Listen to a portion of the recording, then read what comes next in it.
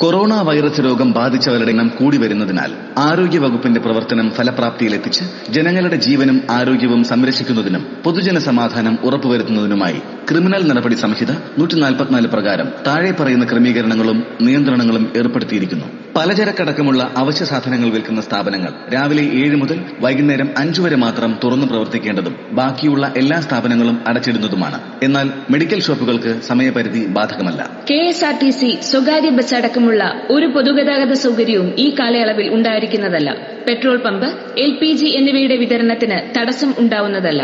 ആരാധനാലയങ്ങളിൽ ഒഴിച്ചുകൂടാനാവാത്തതും ആചാരാനുഷ്ഠാനത്തിന്റെ ഭാഗവുമായ ചടങ്ങുകൾ മാത്രം നടത്തേണ്ടതും ആളുകൾ കൂടുന്ന ചടങ്ങുകൾ യാതൊരു കാരണവശാലും നടത്തുവാൻ പാടില്ലാത്തതുമാകുന്നു. ഹോട്ടലുകളിൽ നിന്നും ഹോം ഡെലിവറിയായി മാത്രം ഭക്ഷണം നൽകാമെങ്കിലും ഹോട്ടലിന് അകത്തിരുന്ന് ഭക്ഷണം കഴിക്കാൻ അനുവദിക്കുന്നതല്ല.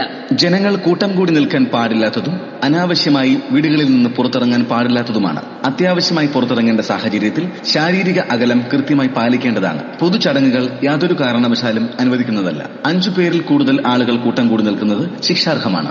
ഇതര സംസ്ഥാനത്തു നിന്നുമുള്ളവർ ഈ കാലയളവിൽ 14 ദിവസത്തെ നിർബന്ധ നിരീക്ഷണത്തിൽ തുടരേണ്ടതാണ്. ഒരു കാരണവശാലും നിയന്ത്രണം ലംഘിച്ച് പുറത്തിറങ്ങുവാൻ പാടില്ല. വിദേശികളും വിദേശത്തു നിന്ന ശേഷം മടങ്ങിവരുന്നവരും നിർബന്ധമായും പോലീസിൽ വിവരം ധരിപ്പിക്കേണ്ടതാണ്. 14 ദിവസത്തെ സ്വയം നിരീക്ഷണത്തിൽ ആകാതിരിക്കുകയോ ആരോഗ്യ പ്രവർത്തകർക്ക് വിവരം റിപ്പോർട്ട് ചെയ്യാതിരിക്കുകയോ ശ്രദ്ധയിൽപ്പെട്ടാൽ അറസ്റ്റ് അടക്കമുള്ള നിയമ നടപടികൾ നേരിടേണ്ടി വരുന്നതാണ്. ഹോം ക്വാറന്റൈനിൽ കഴിയുന്നവർ കൃത്യമായ നിർദ്ദേശങ്ങൾ പാലിച്ചില്ലെങ്കിൽ ശിക്ഷയ്ക്ക് വിധേയമാകുന്നതും സർക്കാർ ക്വാറന്റൈനിലേക്ക് മാറ്റപ്പെടുന്നതുമാണ്.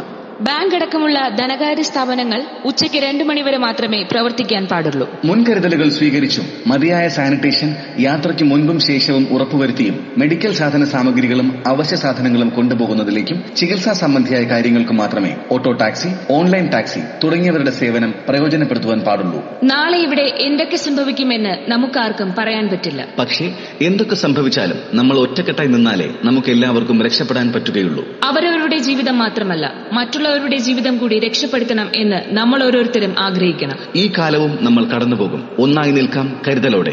ശാരീരിക അകലം, സാമൂഹിക ഒരുമ.